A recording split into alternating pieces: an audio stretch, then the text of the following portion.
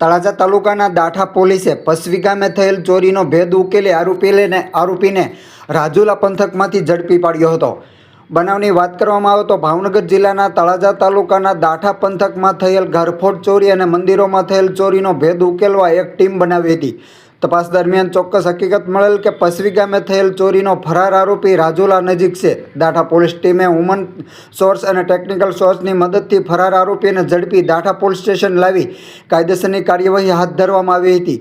આજે ઝડપાયેલ આરોપી હરેશ ઉર્ફે હરી લાલુભાઈ ચૌહાણ રહે રાજુલા ગઢની રાગ પાસે તત્વ જ્યોતિવાસ આરોપી વિરુદ્ધ અગાઉ 6 જેટલા ગુનાઓ નોંધાઈ ચૂક્યા છે, જેમાં સુરત, રાજકોટ, રાજુલા સહિત પોલીસ સ્ટેશનમાં ગુનાઓ નોંધાઈ ચૂક્યા છે।